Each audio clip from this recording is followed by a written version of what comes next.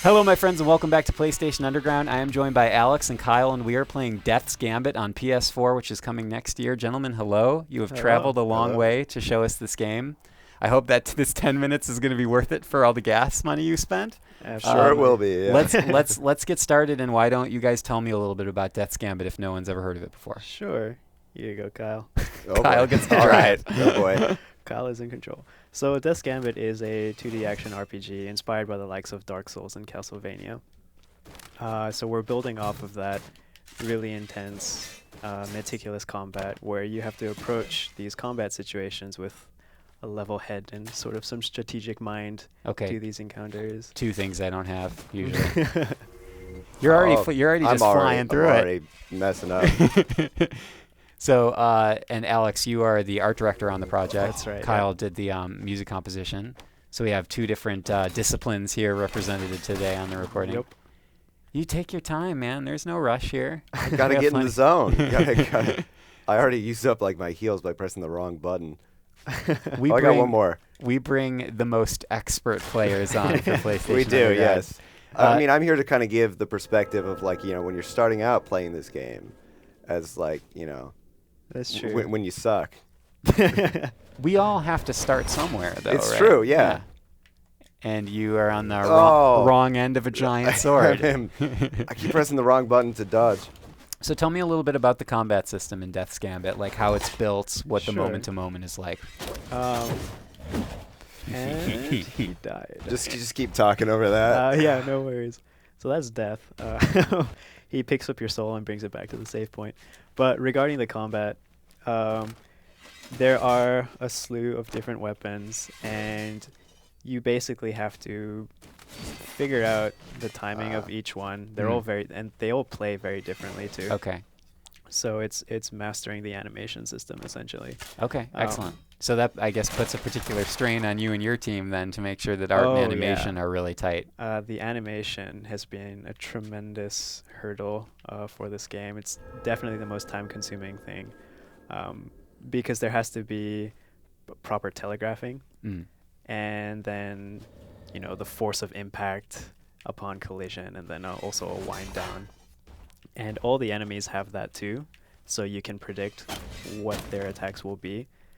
And essentially, you have three means of countering it. You gotta learn the dodging thing. That's the most important part. Yeah, you can either interrupt by attacking them, or dodge or block.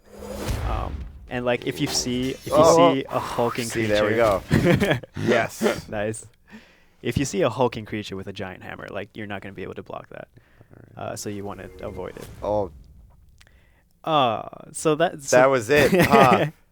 This is a chest that only opens if you haven't healed. And Kyle just misclicked. I've been practicing this on the computer, on the keyboard and mouse. So that's sort of like an incentive to come back to an area and try better. Excellent. Tell me a little bit about the progression system. Like, are you going to be able to allow players to return to places they have already visited, or do you incentivize like just playing through the game again from start to finish? So like a very superficial description of our lore is that everything in this world, or most things in this world, are immortal. And so you're on this quest to try and find the source of immortality and destroy it for Death, who resurrects you. Okay. Oh, so thus Death's Gambit. Death has taken a gambit on you. Okay. Dude, I figured it out. I cracked the case. That's it. Your drive has been worth it. The 12 hours on the road, that all led to here. Clemens stumbling upon the lore there. By pure accident. No, so like all of our bosses are immortal. And once we get there, I can describe it in a little bit more detail. But if we get there, Kyle. Just Kyle becomes we beat him up. That's what I'm here for. No pressure. But so you can revisit every boss encounter. Okay, awesome. And there are different ways of approaching that battle, and based on how you defeat the boss, we're going to award different rewards. And as an example, once we get there, I can describe one such. Oh. Oh no! Oh no! Yeah, you Kyle. gotta watch the. Oh man! Oh my gosh! You gotta watch the shield breaks too. Kyle, that was a massacre. That was pretty bad. Should we switch off each like death? Sure. I Yes. guess it'd be fair. I'm not gonna die though. Okay. Oh man, Alex Jeez, laying it shots down. fired. This is what we're doing now. This is the truth. I Taking love some damage though.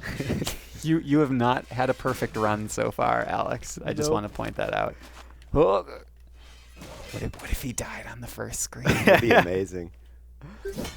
Ooh, the halberd. Can you tell Wait, me? how'd you get? Does it just show up? It was there. Oh. Can you tell me a little bit about the main character here, or is it a bit of a mystery for in your universe? It is a mystery.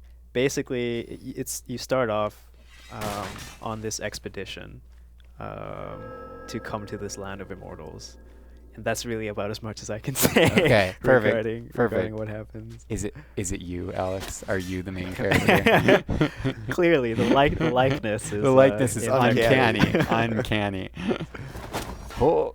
And so we do also have abilities, which are unique to most weapons. Okay. There are some general abilities, but this greatsword has a bleed attack. Nice.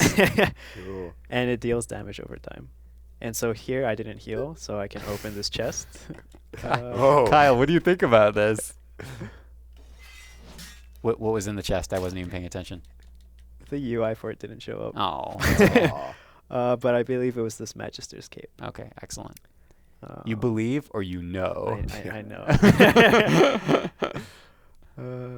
So we've got a couple like interesting items. Yeah, walk me through some of this. So this aura is sort of a passive that you can equip, and this one in particular increases all your stats by 5, Okay. but it is destroyed if you die. Okay. So, if you're feeling confident. So now you just landed on what the name of the item should have been if you're feeling confident. The aura. Whoops. Ooh. Ooh, this guy's tricky. Careful. There you go. Yeah, do the jump slash.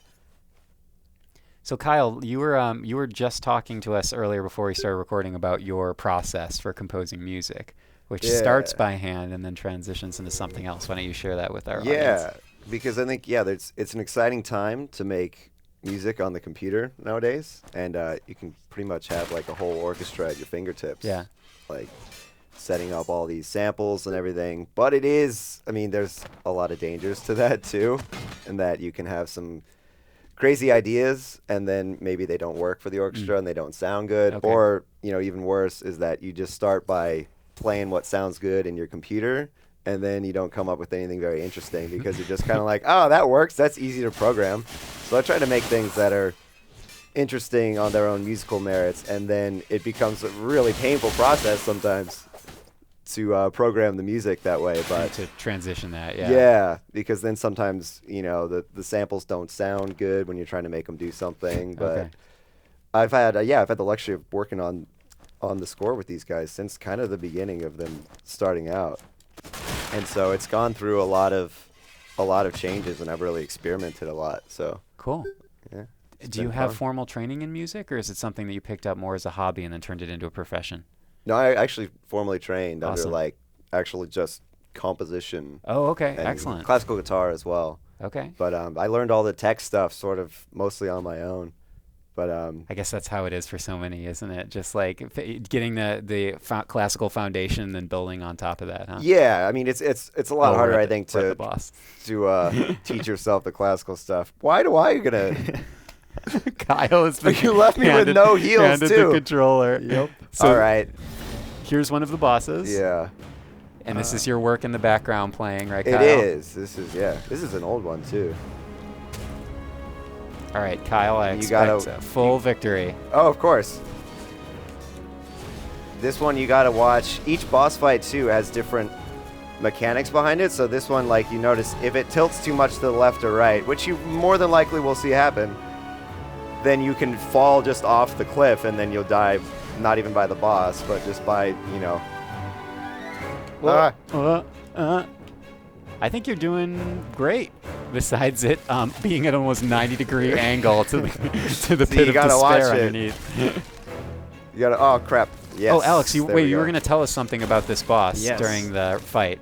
This is your so chance. I mentioned there are Oh God. there are He different gets close. All right, I'm good. there's different challenges that we're gonna give the player to defeating certain bosses, and I actually crap. was gonna try and do it after Kyle failed. But Don't speak so soon, man.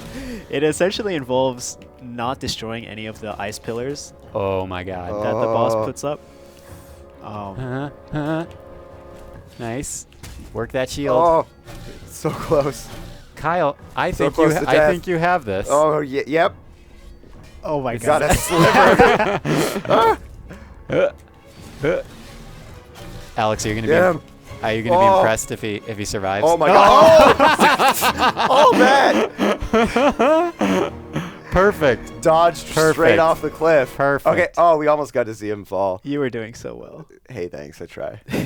Is the controller being passed again? So this is also another mechanic where every time you die to a boss, depending on how well you do, we are going to award you experience for it. Okay. It's sort of like a high score system until you finally defeat the boss. Okay. And that's sort of to encourage players to like keep doing better and keep trying. Okay, excellent. So it's not like a completely throw your hands up into the air and Yeah, admit defeat every yeah. time. Okay, that's cool. That helps people like me who usually die numerous times For during sure. boss encounters. If you'll notice in the UI also, it says number of average deaths. And so there's going to be like online component to this that, Oh, that excellent. tracks global deaths.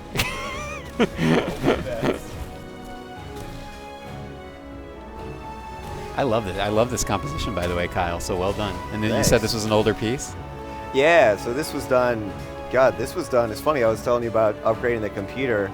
Like, this was done on a laptop when I was like crashing on my friend's couch, and so like I had to prop my keyboard up on pizza boxes. Oh my To God. compose it, and then Is there anything Yeah. more game developer than that? it was the perfect like quintessential indie moment. So this is the challenge, not destroying any of these blocks, um, which I don't think is going to work. Oh, that's is it phenomenal. possible? That's It is, yeah. phenomenal. I screwed up the first one. You have to pay attention to what's happening. These deaths have been so perfect, though. I'm really glad that we're witnessing them. This Tundra Lord means business. Look at his face. Just look at him. He's a mean-looking dude, or dudette, or thing. Yeah, like dudettes can be mean too. Yeah, definitely. Especially dudettes with giant minotaur skull faces Yeah. and exposed bone. I Exposed think? flesh, yeah. Yeah, very chilling. Oh no. Oh no! All right, here it comes. Oh Oh, that would have been it Oh. already. Okay, so you basically have to stack them on each side. I see. I see the method to your madness. Oh god. Oh god. Nope. Come on, Oh, come I on. don't come on. know. I don't know, man. Oh no. I don't know. You cheated and you lost. Death takes you. Oh god. Now, at what point does Death show up and he's like, come on. Come on. He's like, I've had a long day, man. You're still on the Tundra Lord? Come on. Well, he's got nothing better to do because everyone else is immortal. I guess that's true. So okay, you know what? I don't want to ask a super specific lore question and back you into a corner, so I won't ask. Anyway, can, so how about that lore? All of it? Just please explain all of it. Begin. What else? I actually don't even want to ask Alex questions while he's playing. He's going to be in the zone. He's in the zone. Okay, I got this. Oh, you're going to try again? You don't have to do this. This is man. gonna be my last attempt. Okay, all right. If it fails, I'm just gonna destroy them. Okay, that's fair. Here we go. Beautiful. Doing good. Okay. Uh-oh. Yeah. That was tilting too far. But basically, once the Tundra Lord comes down, he destroys it. So you're not like that. Okay. And how far into the game are we right now? So this is most likely going to be one of the earliest levels. Okay. Most likely. Remix. It's the end boss. Spoilers. Tundra Lord. Whoops. He's got some groove and dance moves, though, man. That claw attack. He's really working it.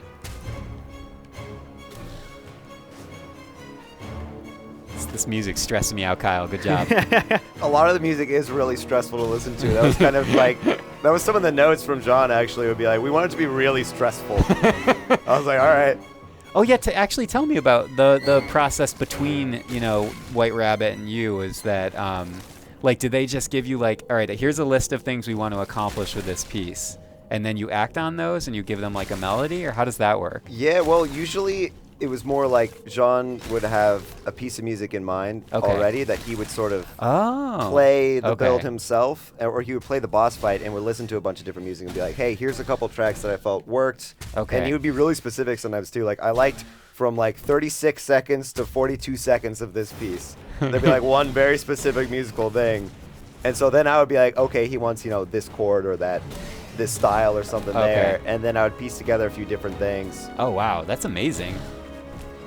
But yeah, he was usually very specific. Well, except for like, I don't know, another boss that hasn't been talked about yet, so I won't say anything. But there was one where he literally was like, I don't know what to do for this one, but something with, electricity. And then I just sort of like had to go off of that. Perfect. Yeah, that would be a fun one to talk about. But if we could. If we could. Yeah. Maybe when the game is out. There you go. Do you do it? Oh, you're on the last. No. Oh, no. Last limb. Oh, gosh. Oh, gosh. Alex. Oh, God. Jesus. Oh, no. There we go. Oh. Whew. Immortal defeated. Tundra Lord down. Congratulations. Thank you. You still didn't do the ice block thing. No, I'm so, sorry. I mean, is it really a win? I'm sort of disappointed in myself. No, nonsense. You traveled all this way, and we actually ended up doing it. Gentlemen, thank you so much for showing off Death's Gambit today. Thank you for having us. This amazing-looking retro, you call it a retro RPG, action RPG, would you say? RPG. Yeah. Is coming out next year to PS4 and PC also. Yes. Thank you, gentlemen. Thank you. And tune in next time for PlayStation Underground.